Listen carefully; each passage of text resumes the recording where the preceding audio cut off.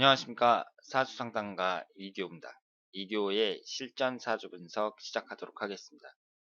오늘 실전 사주 분석 주인공은 50세 된 남성입니다. 신청하신 분이 이분의 고등학교 동창인데요. 동창회 모임에 갔다가 오랜만에 이 친구를 만났다고 합니다.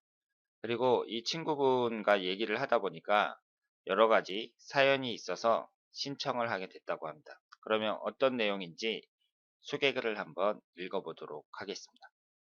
그리고 오늘 소개해드릴 오늘의 명언은 카피라이터로 유명한 브루스 바튼이라는 분이 하신 말씀입니다. 만약 당신의 아들, 딸에게 단 하나의 재능만을 줄 수 있다면 열정을 주어라. 이렇게 말씀을 하셨습니다. 그러면 오늘의 명언을 잘 새겨보시길 바랍니다.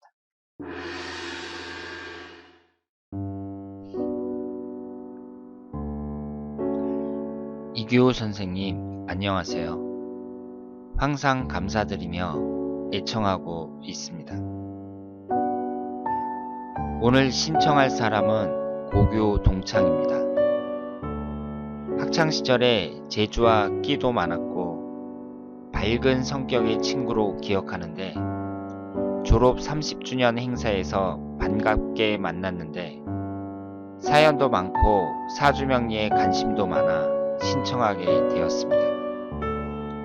현재 작은 카페를 운영하고 있으며 카페 운영 전 종이인형에 관련 박사학위 소지자로 전국 순회 전시회도 했고 현재도 소수이기는 하나 지도도 한다 합니다. 글도 잘 쓰고 예술적인 감각이 있어 아침마당 TV에도 출연했었고 사귀던 여성과 전국 노래자랑에서 최우수상도 받았습니다.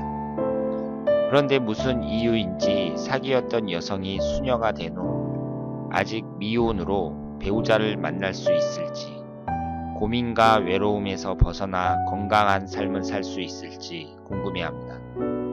운영하는 카페도 업종 전환을 해야 할지 궁금하다고 합니다. 선생님의 명쾌하신 풀이 부탁드립니다.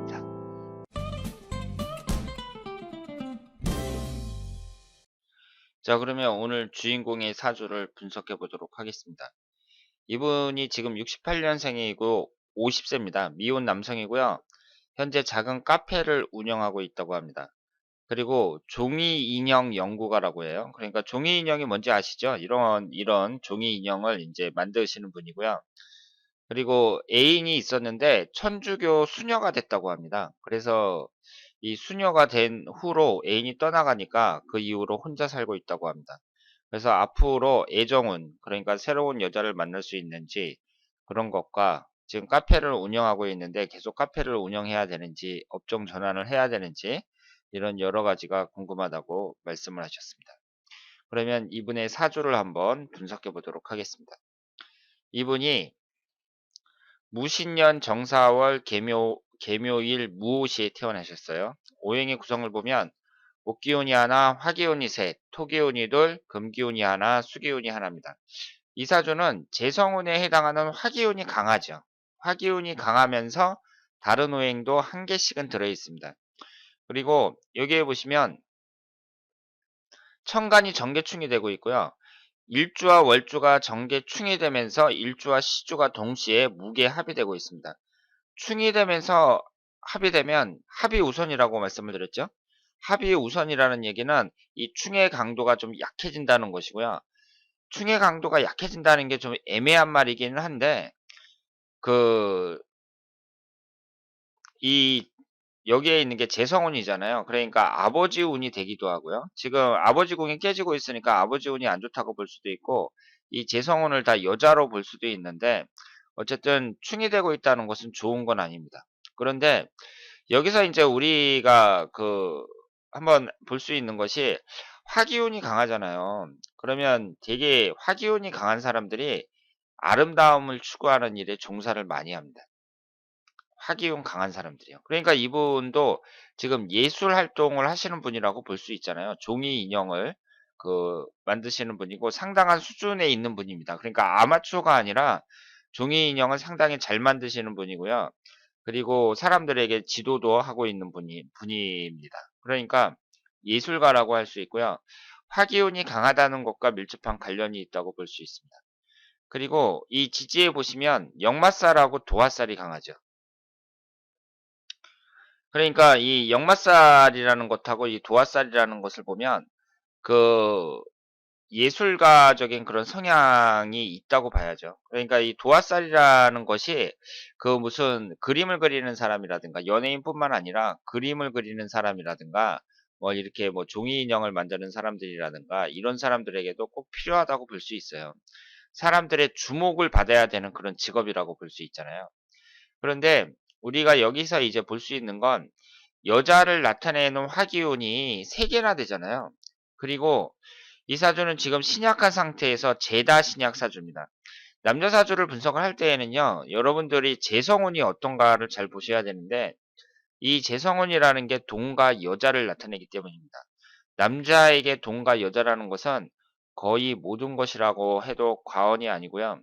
그렇기 때문에 대단히 중요하다고 볼 수 있죠. 그런데 지금 여기에 보시면 이 재성운이 이제 천간은 전개충으로 깨지고 있고요. 그리고 월지 포함해서 3개나 된단 말이에요. 그러니까 이런 거 어떻게 봐야겠어요? 한 여자에 만족하기 어렵다고 봐야죠. 이 사주는. 그래서 이분이 그 애인이 천주교 애인이 있었는데 이제 수녀로 떠났다고 하셨거든요. 그러니까 그것도 그 본인의 팔자라고 봐야 돼요. 그러니까 내가 인제 그 여자를 사랑하더라도 그 여자가 나를 떠나면 내가 결혼을 할 수 없는 것이고 결국은 한 여자하고 일부 종사를 못 한다는 얘기잖아요. 그러니까 그것도 팔자에 나와 있다고 볼 수 있습니다. 지금 이 사주는 한 여자와 일부 종사하기가 쉽지 않은 사주고 그리고 한 여자에 만족하기가 어려운 사주라고 말씀을 드릴 수 있습니다. 그리고 이분이 이것을 인제 재성운으로 봤을 때에는요. 재다신약 사주이기 때문에 재물적으로 좀 어려운 게 아니냐 이렇게 생각을 하실 수 있는데 지금 이 흘러가는 대운에서 금기운하고 수기운이 계속해서 들어오니까 이 금기운하고 수기운이라는 것은 여기에서 용신운이라고 봐야 되거든요. 지금 이 사주가 신약한 상태란 말이에요.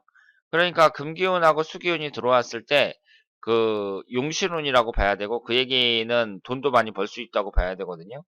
그런데 이분의 흘러가는 대운을 보면은 20대에서부터 계속해서 금기운과 수기운만 흐르고 있습니다. 그러니까 흘러가는 대운이 상당히 좋다. 이렇게 말씀을 드릴 수 있고, 다만 30대 같은 경우에는 지지가 이제 묘유충이 되니까, 그리고 20대에는 묘실 원진살이 돼요. 그러니까 이것만 봤을 때 여자운은 안 좋다고 봐야죠.